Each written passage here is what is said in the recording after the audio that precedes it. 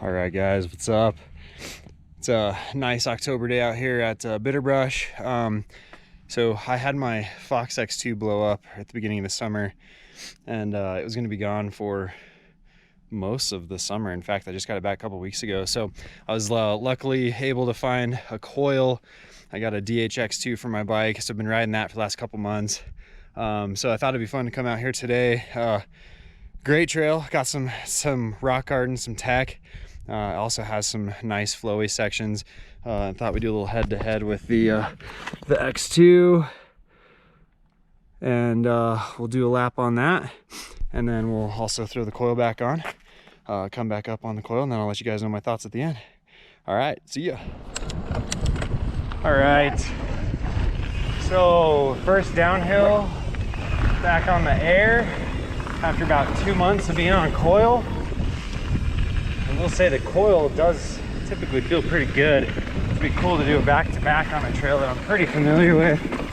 I'll tell you what, I definitely feel like the air shock climbs better. It's got more mid-stroke support, but when it comes right down to the soft and suppleness, we'll have to see what it feels like on the Coil. So far, this is actually softer than I remember. Pretty chunky section. Little pedal clip. Yeah, that's feeling pretty good actually. A little slow turn.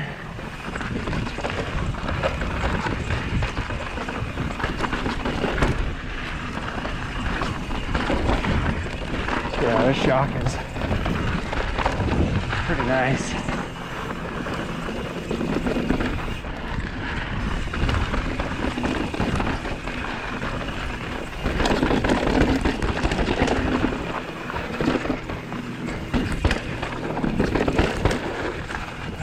Corner. Rolls and some roots. Yeah.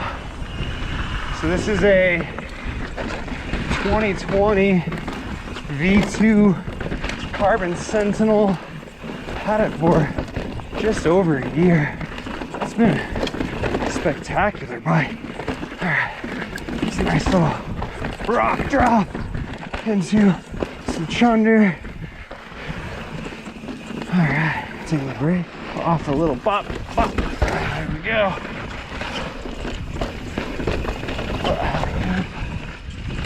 Over.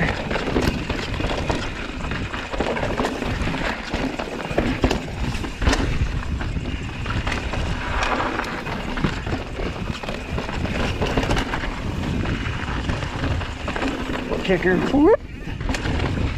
Nice and poppy. This bike is great. Shock feeling good. Yep.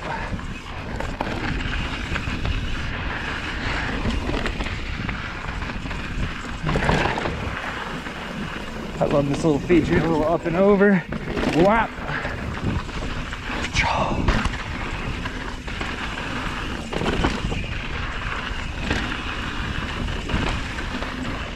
Okay. One.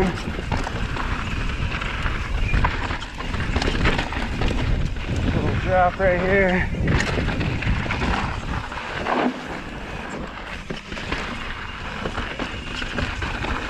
Wow. I have to say, this thing is actually pretty plush.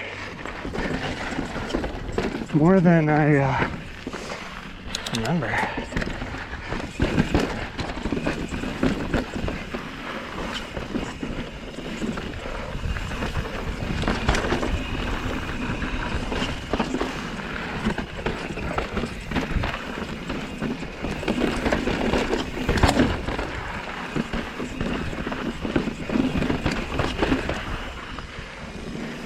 Thanks, man. Rock rooter. Over. Almost hit that root. Okay. comes a little drop to a nice corner.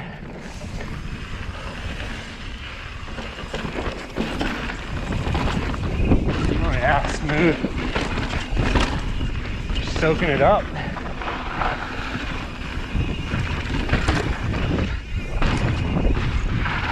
Thanks, guys.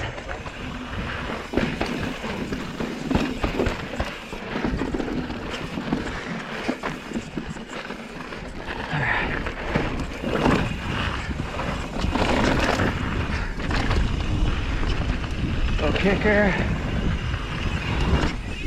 Yeah, doing good. All right, well, that feels pretty dang good. I can definitely say that if you're on a Float X2, you're running a pretty seriously good shot, and you should not have FOMO by any means. This thing is beefy.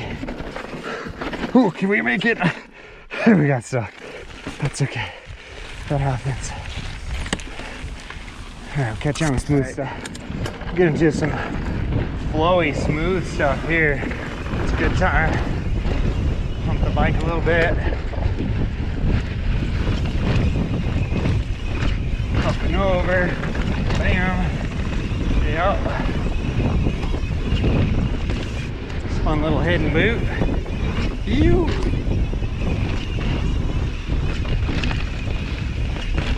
And I always like this outside line. Gap into that little rock bed. Smooths it out.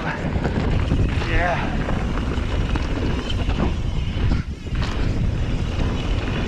I'll tell you what, she's playful on air. I don't like that. Okay. Into some climbing. Last little segment down to the car. And we'll get this shock swapped out to the Coil. Head on up for round number 2.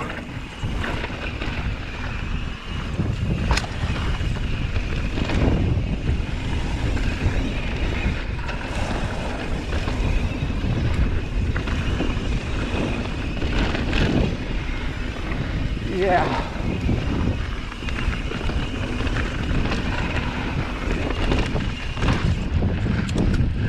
Sprint.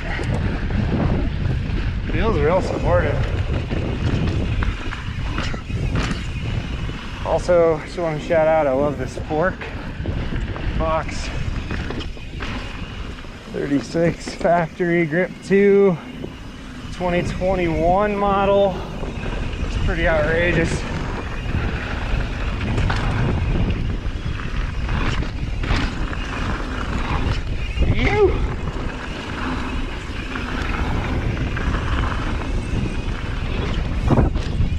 Go. All right, we'll see you at the car with a new shock. All right, getting the X2 popped off here. Pretty easy on these trunnion bikes. Just goes on and off.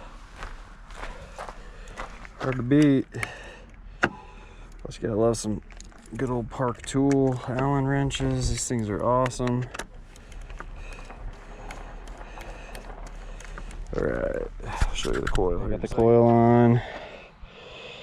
About to torque it down. My buddies always give me a hard time, but you know what? I don't really care. I'd rather torque it, be safe, follow the engineering spec. Fixes any sort of warranty issue. Besides, it's easy to just have this in the pouch anyways, no big deal. So, all right, so we'll get started here on the coil. All right, so got away from the car here a few minutes ago. Enough time to kind of get, like, I guess, re-warmed up. Not exactly in optimal biking shape, so second lap is always going to be a little more brutal. But I feel compelled to correct something that I think I said on my X2 and that was that it climbs way better. I'm not sure that's a true statement.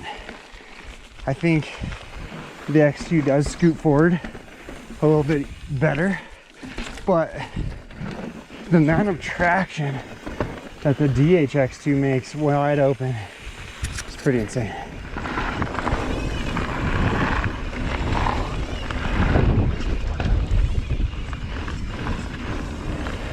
See you guys. All right, so we are headed back down the trail, now on Coil. Excited. Definitely feeling a little tired, but nonetheless, should be able to get a good idea how this bad boy feels.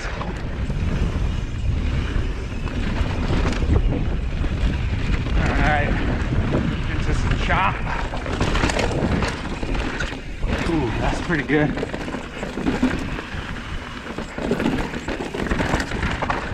So, I think I compared those two sections, honestly, not a lot different. I think so far what I'm feeling is that the Coil soaks up the little bumps differently. But I don't think it's like light here to head. I'd also say that the X2 is no slouch.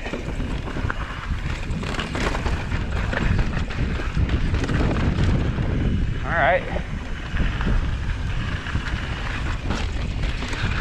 Same line here.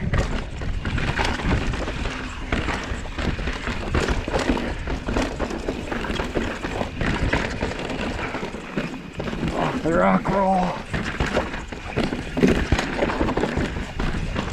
All right, take a little break. Yeah.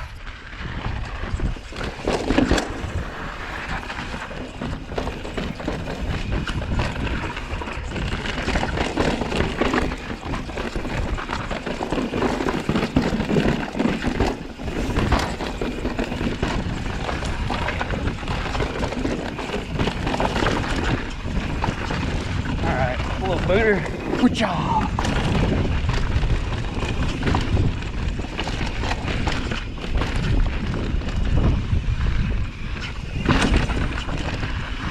So, wow,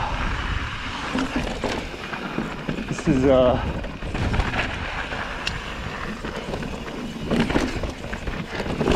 little harder to articulate the difference in which one I like better.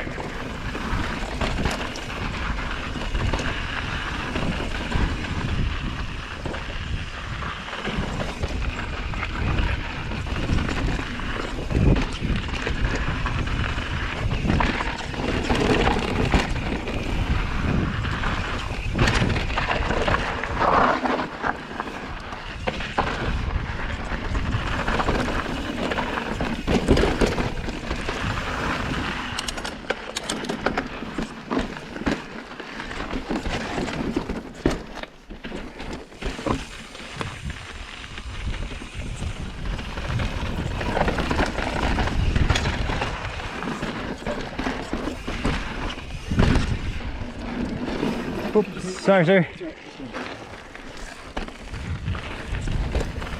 Okay, a little rock pop. Just like last time. Missed the root this time. Okay, let's fill it up on the rock drop. See how smooth it is.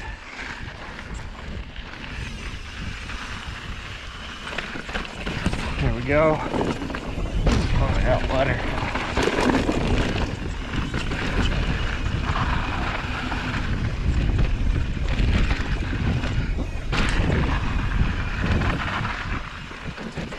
In the flow section here. Hopefully it's empty so we can do a good apples to apples.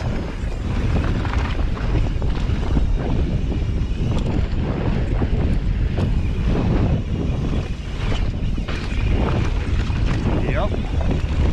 Nice.